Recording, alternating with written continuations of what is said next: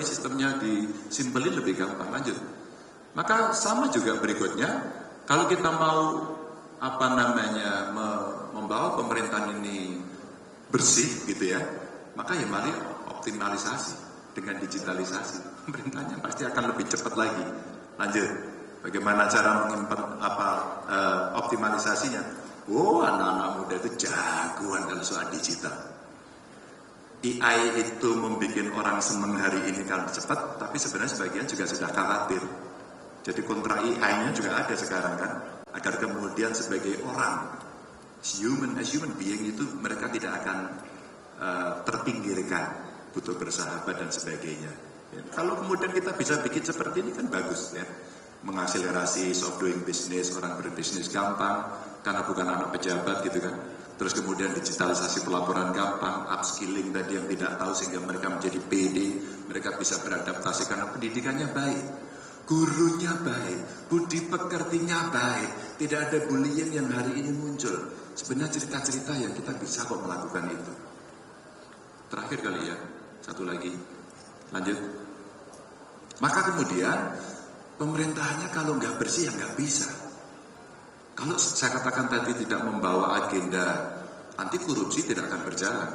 Maka digitalisasi dan transformasinya ini bisa kita jalankan dengan sangat cepat dan orang mau mengerti. Kalau itu bisa terlibat maka kekhawatiran itu bisa kita kurangi. Nah tinggal kita nanti membangun konsensus. Kita mau cepat beneran nggak? Kalau cepat regulasinya seperti ini loh, dampaknya seperti ini. Maka tadi transportasi umum, terus kemudian mau pakai yang tidak mencemari, dan kita melakukan transformasi energi, itu sesuatu yang menurut saya akan bisa kita lakukan. Baik, tepuk tangan dulu untuk Pak Ganjar semuanya. Gaspol. Ya, Hanum silakan. Oke, Pak Ganjar, ini masih berkaitan sama yang tadi Pak Ganjar mention tentang kekhawatiran anak-anak muda zaman sekarang yang ketakutan kagak dapat kerja gitu Pak, kegeser sama AI atau mungkin persaingannya semakin ketat karena kita tahu Gen Z ini adalah generasi yang lahir sebagai digital native. Walaupun secara digital literacy mungkin belum maksimal, dikasih apa aja makan, tapi mereka ada generasi yang cerdas dan pintar di zamannya gitu ya. Tapi pertanyaan saya adalah Pak, tentang kesempatan kerja. Kemarin belum lama ini viral ada salah satu thread di Twitter, sekarang namanya X Pak, di X. Threadnya itu adalah curhatan lulusan UI yang kalah seleksi masuk ke PT PAL sama lulusan STM. Ketika ditanya sama penyelenggara kenapa yang STM bisa lolos, karena mereka menerima gaji secara UMP, upah minimum, lalu mereka secara skill juga bisa lebih oke karena udah sekolah kejuruan, jadi mereka tahu apa yang mereka lakukan. Terus dibandingkan sama lulusan S1 yang mungkin generalis, mungkin secara pendidikan mereka mengenyam pendidikan yang lebih tinggi, tapi secara skill belum tentu seoke anak-anak STM. Gimana Pak Ganjar melihat hal ini? Kan ada Merdeka Belajar.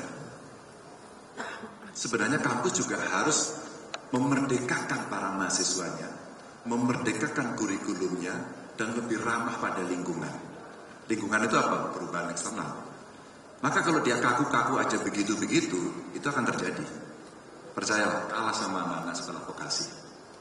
Saya punya pengalaman itu, dan ternyata ketika saya membuat sekolah SMK Jateng umpama, hanya untuk orang miskin, hampir 100% mereka bekerja.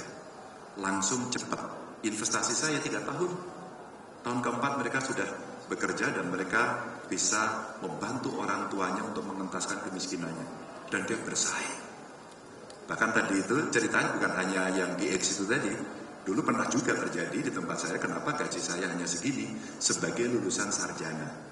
Dan anak-anak SMK itu ketawa-ketawa. Saya lebih tinggi dari Anda. Maksud saya, kurikulum juga mesti adaptif, anak-anak juga mesti adaptif. Artinya, mahasiswa, student itu butuh magang, butuh pengenalan dengan industri. Terus kemudian butuh teaching industry untuk bisa kolaborasi. Dan itu menurut saya kekinian banget. Kan pendidikan tidak hanya memberikan satu perintah-perintah saja. Juga harus mencari bakat kan. Talentanya mesti dikembangkan. Karena kalau kemudian hari, dia akan bisa mendapatkan ini yang saya dapat, ini yang saya bisa. Dan dia akan tangguh dengan ilmu pengetahuan untuk dikembangkan. Jadi ya mesti berjalan. Beberapa perguruan tinggi sudah Mbak. Dulu saya tawarkan magang yuk ke pemerintah yuk yang pengen jadi pemerintah. Jadi saya itu buka tempat magang.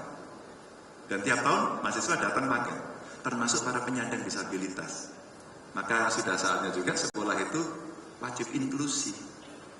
Sehingga kita menjadi tahu apakah menjadi kebutuhan mereka.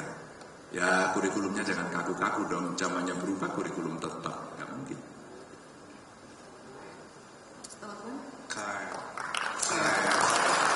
Kurikulum harus berubah. Adaptif ya? Betul, adaptif. Kita masih ada beberapa pertanyaan lagi, bisa Masih banyak. masih iya. Beberapa tapi beberapa. Waktunya kan nggak banyak. Iya, waktunya dipercepat tapi ya. Itu ada yang teriak. Boleh dikasih mic? Oh, dikasih mic.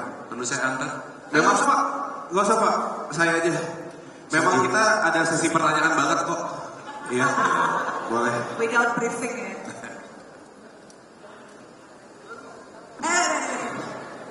Ya, sebelumnya terima kasih. Seperti ini kan Bang Marco sama Bang satunya lagi. Kita kan tadi kan sesinya sudah sesi panelis gitu ya. Kan kami yang hadir pun juga membutuhkan menyuarakan suara seperti itu agar supaya adil gitu ya. Karena kan lagi dan lagi tujuan dari IDF West tadi adalah untuk mencetak generasi yang juga sadar akan keadaan bangsa ini seperti itu. Jadi oleh karena itu adalah baiknya gitu selain dari panelis, dari kami pun diberikan kesempatan gitu untuk berinteraksi dengan Bacapres yang maupun nanti Pak Ganjar dan juga Pak Anies Baswedan seperti itu. Sebelumnya saya izin untuk menyampaikan gitu ya. Dan izin untuk berdialog begitu dengan Pak Ganjar. Sebelumnya perkenalkan, nama saya Tiara Masrifa Lubis, saya dari Universitas Muhammadiyah Profesor Dr. Hamka, juga anggota Ikatan Mahasiswa Muhammadiyah. Sebelumnya saya doakan semoga apa yang Bapak harapkan untuk bisa menjadi pemimpin bangsa ini seperti yang Bapak harapkan. Tetapi jika pada saat ini kita membahas mengenai keadaan bangsa ini yang juga sangat-sangat luar biasa membahayakan, baik itu dari survei-survei dan lain-lain halnya gitu. Meskipun survei yang ada pada saat ini mengatakan pemerintahan Pak Jokowi itu 90% berhasil. Dan bahkan semua permasalahan bangsa di dunia ini semua tertuntaskan oleh beliau. Bisa dikatakan tuntas oleh beliau, mengalahkan pemimpin-pemimpin sebelumnya, bahkan juga pemimpin-pemimpin di dunia ini. Namun perlu sama-sama untuk kita pahami di sini pada saat ini, perlu sama-sama kita buktikan, kita berani jujur dan tegas untuk menilai itu. Apakah hal tersebut itu memang benar adanya? Apakah kedamaian, kesejahteraan, kenyamanan, dan lain-lain hal yang itu benar-benar kita rasakan pada saat kepemimpinan ini? Nah, seperti survei yang hadir, mohon maaf Pak Ganjar, agak terlalu lama karena memang kita jarang bertemu. Jadi Boleh, harus nanti disampaikan. boleh WA sama saya. Boleh, kalau misalnya boleh. Follow IG Ya. saya. Nah, berdasarkan survei-survei yang hadir, yang ada pada saat ini, banyak sekali survei yang akan disampaikan. Tapi yang pertama, kemampuan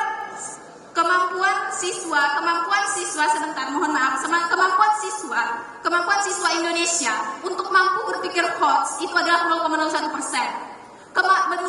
Menurut UNESCO lagi kemampuan pelajar Indonesia untuk memiliki semacam jenis kemampuan berpikir yang layak dan juga daya baca gitu ya, itu 0,01%. Korupsi di Indonesia itu selalu peringkat teratas. Selain itu juga dari hal lainnya seperti yang bisa kita lihat bagaimana asing yang menguasai. Kebetulan saya dari Sumatera Barat ya. Saya dari Sumatera Barat. Sudah seperti yang Bapak ceritakan. Pertanyaannya apa ya? Iya, sebentar. Sebentar, Bang. Bang, ini Iya. menyambung. Iya. Jadi seperti Jadi, ini. kalau kata Bapak. Iya, seperti ini. Jadi, seperti yang kita lihat, saya kan asli Sumatera Barat ya. Sumatera Barat. Di Sumatera Barat itu puluhan hektar, bahkan puluhan ribu hektar tanah semuanya dikuasai oleh asing dan asing lah. Bisa kita katakan mungkin asing secara menyeluruh asing gitu.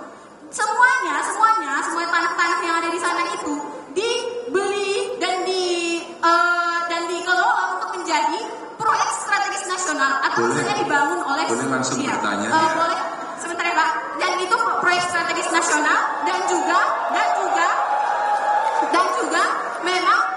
hal tersebut. Ya sebentar. Nah pertanyaan dan juga hal tersebut adalah yang sedang terjadi pada saat ini. Pertanyaan saya,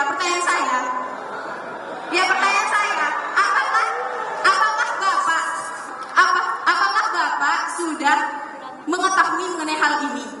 Dan sudah, ya tentunya pasti sudah mengetahuinya dalam tingkatan yang seberapa? Hanyakah sekedar mengetahui saja, memahami, atau sampai pada tahap Bapak termasuk dari siklus ini, atau termasuk dari siklus ini, atau juga korban siklus ini, atau kalau misalnya tidak dari kedua bagian itu, bagaimana Bapak untuk melaksanakan hal tersebut?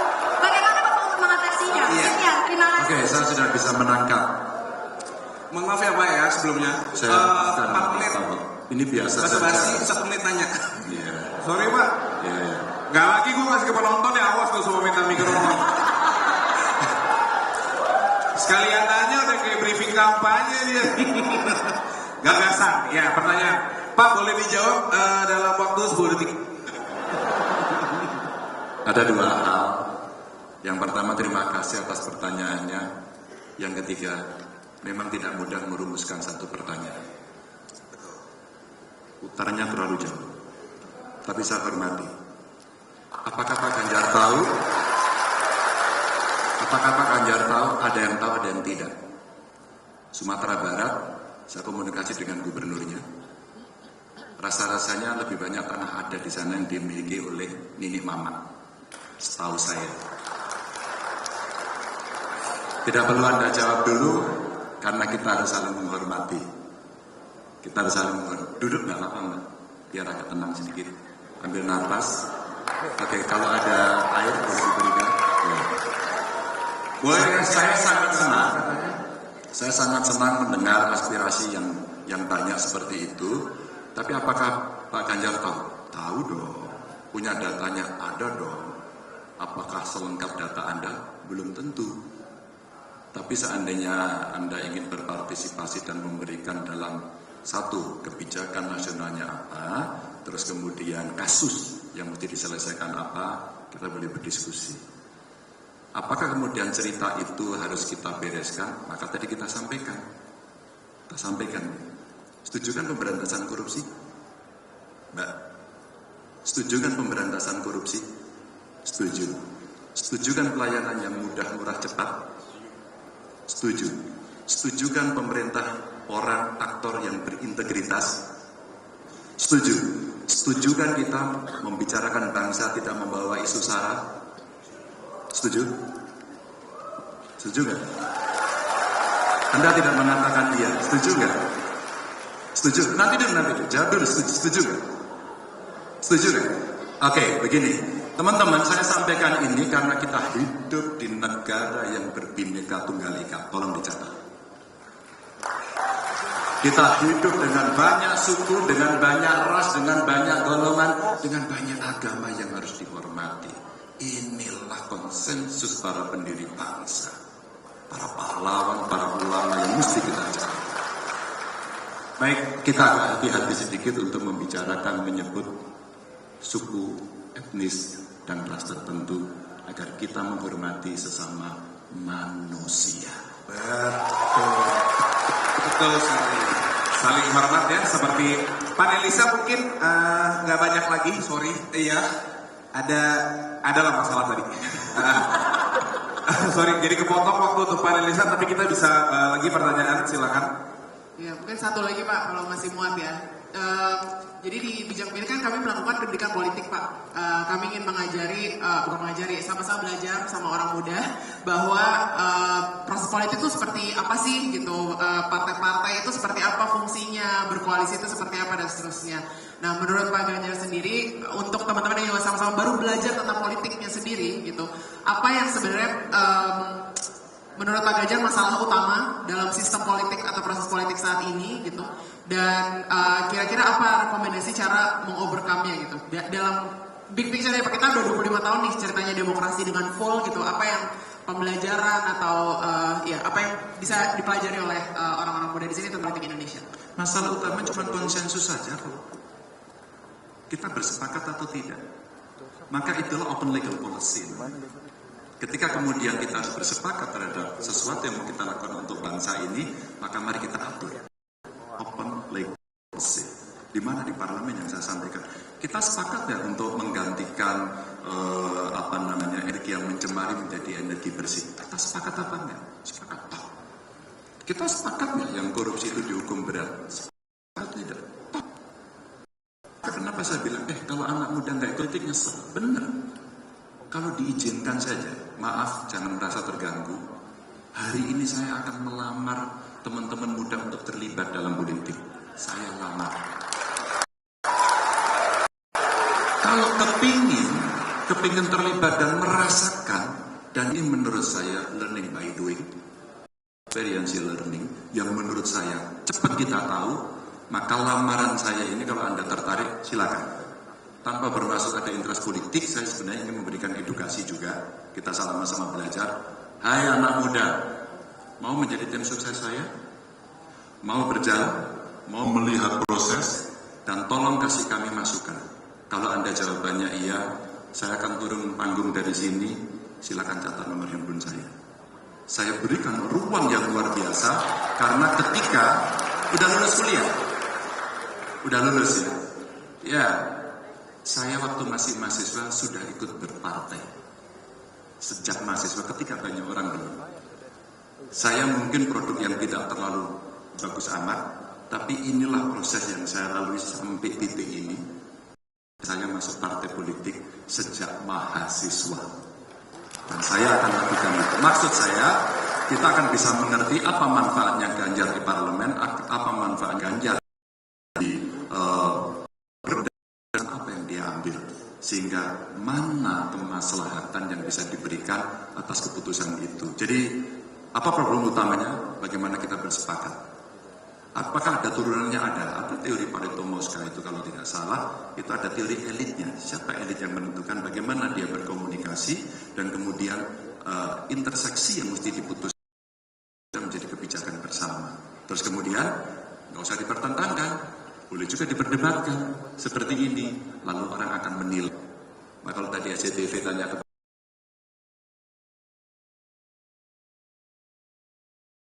kepada Pak Ganjar dan harus milih Pak Ganjar satu aja, silakan menilai. Itu kan, jangan pilih saya dong, enggak. Silakan Anda menilai. Fairness ini kita berikan pada para calon pemilih, potential voters ini agar mereka tidak keliru. Kalau saya merefer anak saya, politik itu rasional, tidak boleh baperan. Quote of the day, politik itu rasional. Tidak boleh basah mata. Iya, sayang sekali waktu kita tidak banyak, jadi sepertinya saya akan bertanya untuk terakhir kalinya atau saya mau nanya? Satu terakhir. Boleh, siapa rebutan? Boleh. Sweet. Langsung aja, ya. Oke. Langsung. Oke. Pak, saya kan main Mobile Legends, kadang suka ada menang dan kalah. Misalkan saya main sama Bapak menang nih, mau ngajak yang lain nggak Pak? Ketika itu bisa memberikan kita lakukan. Oke. Singkat. Silakan. Pak, pertanyaan terakhir. Ini masuknya dari netizen ke redaksi kami, Pak. Jadi pertanyaannya adalah, if someday Pak Ganjar berhasil memenangkan kontestasi politik 2024, Pak. Kalau Bapak bisa mendefinisikan pemimpin yang sukses dan berhasil itu seperti apa, sehingga nanti kita bisa pegang ya teman-teman omongannya Pak Ganjar, bisa memvalidasi Pak Ganjar beneran melakukan hal itu atau tidak kalau misalnya nanti beneran jadi gitu. Silakan Pak Ganjar. Yang bisa mengeksekusi aspirasi masyarakat. Simpel itu ya. Oh ini lagi rapid question lagi. Rapid question. Jawab singkat. Lanjut. Ada? Apa? Lawan anjing.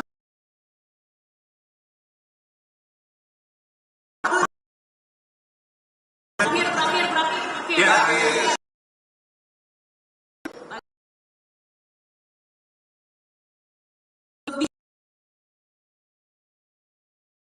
Ganjar rela kasih title presiden ke orang itu apa enggak? Tidak bisa.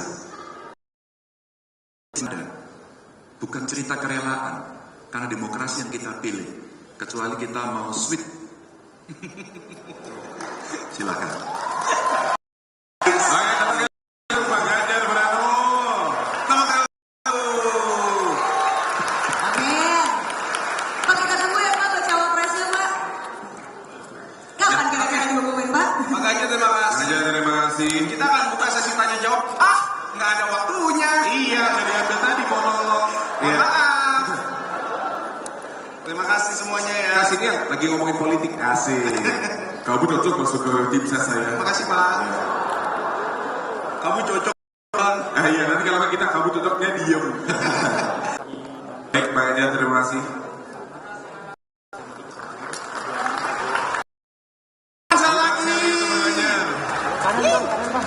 Terima kasih Pak. Baik, ini akan saya kembalikan ke MC. Panelis boleh turun dulu.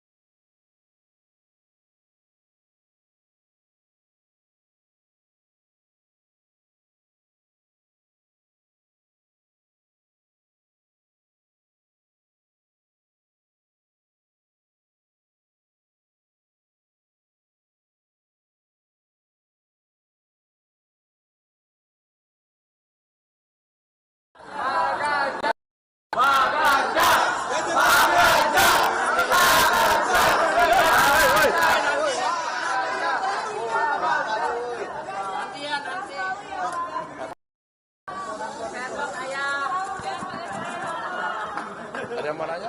Pak, tadi sempat awal anak muda Pak untuk masuk ke politik. Berarti komposisi TPNGP itu bisa dipastikan mayoritas di anak muda Pak, di TPNGP itu? Tergantung apakah kawan-kawan bersedia. Jika jawabannya iya, saya katakan saya terbuka melamar anak muda untuk bisa bergabung. Karena itulah yang tadi menjadi kegelisahan ya. Bagaimana kami dalam berpolitik. Kami punya preferensi, tapi kami bimbang untuk memilih. Bagaimana bisa merasakan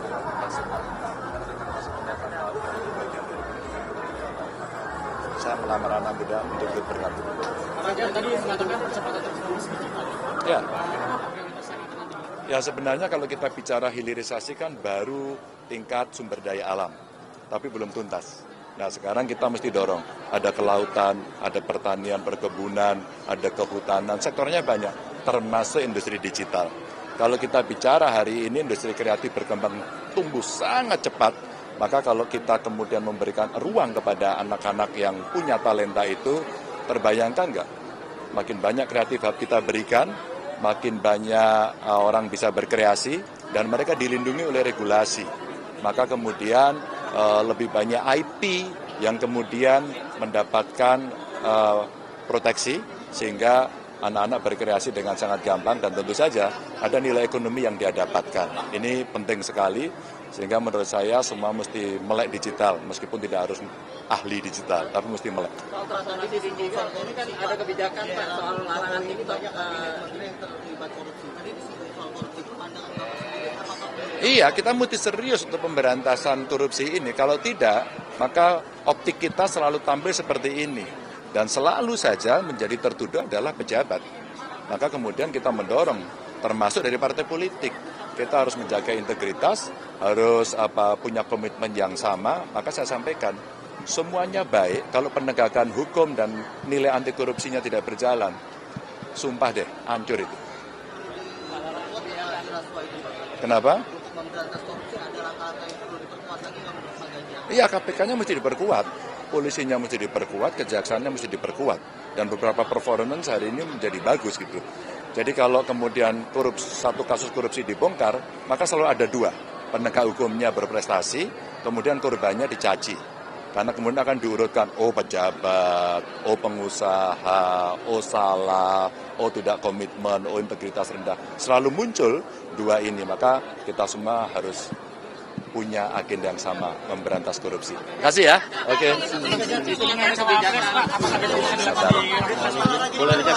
Sabar. Ya. Oke.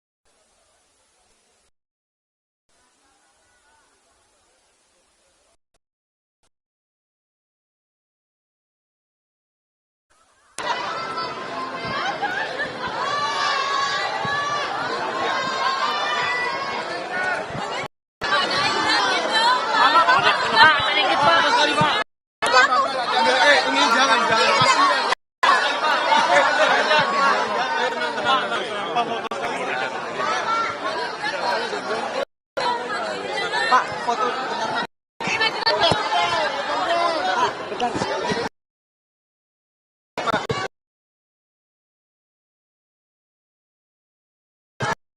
Ya Allah.